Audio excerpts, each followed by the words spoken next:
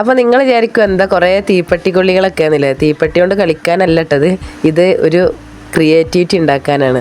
ഈ വീഡിയോ നിങ്ങൾ സ്കിപ്പ് ചെയ്യാതെ കാണണം, അപ്പോൾ ലാസ്റ്റ് നിങ്ങൾക്ക് എന്താണെന്ന് മനസ്സിലാവും. അപ്പോൾ എന്തായാലും കുറേ തീപ്പെട്ടികളൊക്കെ നമ്മൾ ശേഖരിച്ചിരിക്കണം. ഇപ്പോൾ എവിടെയും വീട്ടിലൊന്നും തീപ്പെട്ടി കാണാറില്ല. കാരണം എന്താ വെച്ചാൽ പണ്ട് അടുപ്പിൽ തീ കത്തിക്കണമെങ്കിൽ തീപ്പെട്ടി വേണമല്ലേ. നമ്മൾ അടുത്ത വീട്ടിലേക്കൊക്കെ തീപ്പെട്ടിക്കൊള്ളിക്ക് വായ്പക്ക് പോവലുണ്ട്. അപ്പോൾ മോള ഓരോ തീപ്പെട്ടിയുടെ ഉള്ളിലുള്ള കൊള്ളികളൊക്കെ ഇങ്ങനെ എടുത്ത് മാറ്റുകയാണ്. പക്ഷെ തീപ്പെട്ടി കൊള്ളികൾ നമുക്ക് ആവശ്യമില്ല, തീപ്പെട്ടിൻ്റെ ആവശ്യമുള്ളൂ കേട്ടോ. അപ്പോൾ ഒരു 10-30 തീപ്പെട്ടി നമ്മളെ കയ്യിലുണ്ട്. അങ്ങനെ അതാ അതിൻ്റെ കൊള്ളികളൊക്കെ നമ്മൾ എടുത്ത് വെച്ചിട്ടുണ്ട്. അതിന് എന്തെങ്കിലുമൊക്കെ നമുക്ക് പുതിയ പുതിയ ക്രിയേറ്റിവിറ്റികൾ ഉണ്ടാക്കാൻ ആവശ്യം വരും. അപ്പം എന്തായാലും ഇങ്ങനെയുള്ള ഈ വസ്തുക്കളൊക്കെ കണ്ടാൽ, നമ്മളെ പഴയ സാധനങ്ങളൊക്കെ ഉണ്ടല്ലോ, അതൊക്കെ കണ്ടാൽ ഞാൻ ഒഴിവാക്കലില്ല കേട്ടോ. ഞാനത് എടുത്ത് വെക്കും, എന്തെങ്കിലും ഒരു ആവശ്യം നമുക്ക് അതുകൊണ്ട് ഉണ്ടാവും. അങ്ങനെ പിന്നെ പേപ്പർ കഷ്ണങ്ങൾ കട്ട് ചെയ്യണം. എന്താ വെച്ചാൽ ഈ തീപ്പെട്ടിക്കൊള്ളിയുടെ അളവിൽ A4 ഷീറ്റ് ഇങ്ങനെ ഓരോന്ന് കട്ട് ചെയ്യണം. അതെന്തിനാന്ന് വെച്ചാൽ ഈ തീപ്പെട്ടിയുടെ മുകളിൽ കവർ ചെയ്തിട്ട് അതിൻ്റെ മുകളിൽ ഫോട്ടോ ഒട്ടിക്കണം. അങ്ങനെ ഓരോ കുട്ടികളുടെ ഫോട്ടോ നമ്മൾ ഒട്ടിച്ച്, ഓരോ കുട്ടികളുടെ ഫോട്ടോ ഒട്ടിച്ചിട്ട് ആ തീപ്പെട്ടിക്കൊള്ളിയുടെ ഉള്ളിലുള്ള ആ ബോക്സ് ഉണ്ടല്ലോ, അതിൻ്റെ മുകളിൽ ഇങ്ങനെ പി എന്ന് എഴുതുകയാണ്. ഇപ്പം നിങ്ങൾക്ക് ഒന്നും മനസ്സിലായിട്ടുണ്ടാവില്ല ഇത് എന്തിനാന്ന് അല്ലേ. ഈ ഫോട്ടോ ഒക്കെ ഞാൻ ഒട്ടിച്ച് കഴിഞ്ഞിട്ട് നിങ്ങൾക്ക് ലാസ്റ്റ് പറഞ്ഞുതരാം എന്താന്ന്. അങ്ങനെ 10-30 ഉണ്ട് കേട്ടോ. ഈ ഇങ്ങനെ എഴുതിക്കൊണ്ടിരിക്കുകയാണ്. കുറച്ച് സമയം എടുക്കൂട്ടോ അത് ചെയ്യാൻ. അത് മാത്രമല്ല നമുക്ക് നല്ല ക്ഷമയും വേണം അത് ഉണ്ടാക്കണമെങ്കിൽ. അങ്ങനെ എന്നെ ഹെൽപ്പ് ചെയ്യാൻ എൻ്റെ കൂടെ മോളും ഉണ്ടായിരുന്നു. അവൾക്ക് ഇങ്ങനത്തെ ഒക്കെ ഭയങ്കര ഇഷ്ടമുള്ള ഒരാളാണ്. എനിക്കും ഇങ്ങനെയുള്ള കാര്യങ്ങൾ ചെയ്യാൻ ഇഷ്ടമാണ് കേട്ടോ. വേറെ എന്തെങ്കിലുമൊക്കെ ജോലിയാണെങ്കിൽ നല്ല മടിപ്പ് തോന്നും. അപ്പോൾ അതാ ഞങ്ങൾ ചാർട്ട് എടുത്തിട്ടുണ്ട്. ചാർട്ടിൽ ഓരോ കുട്ടികളുടെ ഫോട്ടോ ഇങ്ങനെ ജസ്റ്റ് വെച്ചെടുക്കുകയാണ്, ഒട്ടിച്ചിട്ടില്ല. അപ്പോൾ അതൊക്കെ ഒന്ന് ലെവലാക്കിയതിൻ്റെ ശേഷം വേണം കേട്ടോ ഒട്ടിക്കാൻ.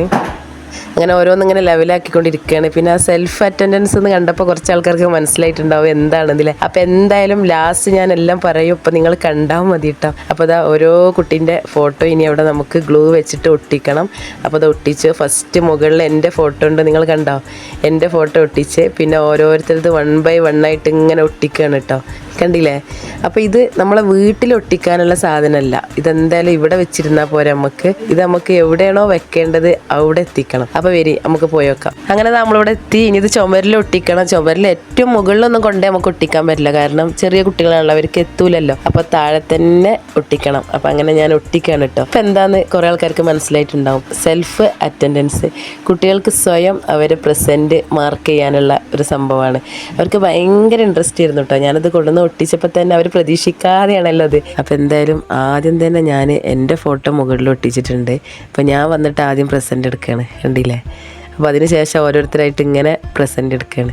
അപ്പോൾ അത് കുട്ടികൾക്ക് ഭയങ്കര ഒരു ഹാപ്പിയും അതുപോലെ തന്നെ അവർക്കൊരു ആകാംക്ഷക്കാരം. അങ്ങനെ കുട്ടികൾക്ക് പുതിയ പുതിയ ക്രിയേറ്റിവിറ്റി ഒക്കെ നമ്മൾ ഉണ്ടാക്കുമ്പോൾ അവർക്ക് പഠിക്കാനുള്ളൊരു ഉത്സാഹം കൂടി ഇതിലൂടെ വരും. അപ്പോൾ എല്ലാ ദിവസവും ഇപ്പോൾ രാവിലെ വന്നിട്ട് അവരെന്ത് ചെയ്യും, അവരെ പ്രസൻറ്റ് അവരെന്നെ സ്വന്തം എടുക്കും. എന്നിട്ട് അവരെന്നെ എന്നോട് പറയും ഇന്ന് ആബ്സെൻ്റ് ആയ ആൾ ആരാണെന്ന്. ഞാൻ വരുന്നതിൻ്റെ മുമ്പ് തന്നെ അവർ വന്നിട്ട് ഇങ്ങനെ ഓരോരുത്തർ പ്രസൻറ്റ് എടുക്കും. പിന്നെ ഞാൻ ആദ്യം ഒരു കാര്യം പറഞ്ഞു കേട്ടോ, നമ്മളെ ക്ലാസ്സിൻ്റെ അറ്റൻഡൻസ് ആണിത്, ആരും വരുത്തരുത്, ഭദ്രമായി സൂക്ഷിക്കണം എന്നൊക്കെ പറഞ്ഞപ്പം അവർ മെല്ലെ പോയിട്ട് ആ സാധനം പൊക്കുള്ളൂ. ആ പ്രസൻറ്റുള്ള ആ ബോക്സ് ഉണ്ടല്ലോ അത് മെല്ലെ പൊക്കുള്ളൂ. ഇത് നമ്മളെ ക്ലാസ്സിൻ്റെ തന്നെ ആയതുകൊണ്ട് വരുത്തരുത് എന്നുള്ളത് അവർക്ക് ആദ്യമേ ഞാൻ പറഞ്ഞു കൊടുത്തേക്കണം. അത് അവരനുസരിച്ചിട്ടുണ്ട് കേട്ടോ. അപ്പോൾ എന്തായാലും ഇത് അവർ മോള് വെച്ചപ്പോൾ താഴെ വീണിട്ടുണ്ട്. പിന്നെ ഞാനതെടുത്ത് വെക്കുകയാണ്. അപ്പോൾ ഞാൻ ഏറ്റവും താഴെയാണത് വെച്ചേക്കുന്നത്, അവർക്ക് എത്തുന്ന ആ രൂപത്തിലാണ്. അപ്പോൾ എന്തായാലും എല്ലാവർക്കും ഇഷ്ടമായിട്ട് സ്കൂളിൽ എല്ലാവരും മറ്റു കുട്ടികളും മറ്റ് ക്ലാസ്സുകാരും ഒക്കെ ഇത് വന്ന് നോക്കിയിട്ടാണ് പോയത്. ആബ്സെൻ്റുള്ള കുട്ടിക്ക് ആബ്സെൻ്റോടെ മാർക്ക് ചെയ്യാൻ കൊടുത്തിട്ടുണ്ട്, റെഡിൽ കാണാൻ പറ്റുന്നില്ലേ. അപ്പോൾ നമുക്കും നല്ല സുഖമാണ്. ക്ലാസ്സിൽ ആ ഒരു ചാർട്ടിലേക്ക് നോക്കിയാൽ മതി ഇന്ന് ആരാണ് ആബ്സെൻ്റ് ആയത്, എത്ര പേര് പ്രസൻ്റ് ആയി എന്നൊക്കെ. ഇവർക്ക് പിന്നെ ഇതൊരു ശീലമായി കേട്ടോ. രാവിലെ വന്ന ഉടനെ തന്നെ ഇതിപ്പോൾ പ്രസൻറ്റ് ഇട്ടവരെന്നെ വീണ്ടും വന്നിട്ട് ഇങ്ങനെ പ്രസൻറ്റ് ഇടുകയാണ്. അതിപ്പോൾ ആ ഫസ്റ്റ് ദിവസം ഞാൻ ഒട്ടിച്ചപ്പോൾ അവർക്ക് അതിൻ്റേതായ ഒരു ആവേശം ഉണ്ടാവുമല്ലോ, അതാണ് ആ കാണിക്കണം. മക്കളല്ലേ, കുറച്ചൊക്കെ നമ്മൾ അവർക്ക് കൂട്ട് നിൽക്കണമല്ലോ അവരെ സന്തോഷത്തിന്. അപ്പോൾ എന്തായാലും ഇത് അവർ രണ്ടാളും ഇങ്ങനെ വരികയാണ്. വന്നപ്പോൾ കാണുന്നതാണിത്. എന്തായാലും അവർ പ്രസൻറ്റ് എടുത്തിട്ട് സീറ്റ് പോയിരിക്കുകയാണ് കേട്ടോ. അപ്പോൾ അടുത്ത ആൾ വരും. അടുത്ത ആൾക്ക് ഇതിൻ്റെ അതൊന്നും കിട്ടിയിട്ടില്ല. ഞാൻ വന്ന് കുറച്ച് നേരം അങ്ങനെ ഒന്ന് സ്റ്റെക്കായ ആൾ ഫോട്ടോ ഇങ്ങനെ തരികയാണ് അവൻ്റെ, എവിടെയാണ് അവൻ്റെ ഫോട്ടോ എന്ന്. കുറച്ച് കഴിഞ്ഞപ്പോൾ അവൻ എന്തായാലും അവൻ്റെ ഫോട്ടോ കണ്ടുപിടിച്ച് അവനും അവൻ്റെ പ്രസൻറ്റ് മാർക്ക് ചെയ്തിട്ടാണ് പോയത്. അപ്പോൾ നമ്മുടെ ഒരു പുതിയ ക്രിയേറ്റിവിറ്റിയാണ്. എല്ലാവർക്കും ഇഷ്ടമായെങ്കിൽ ലൈക്ക് ചെയ്യുക, ഷെയർ ചെയ്യുക. ഓക്കേ.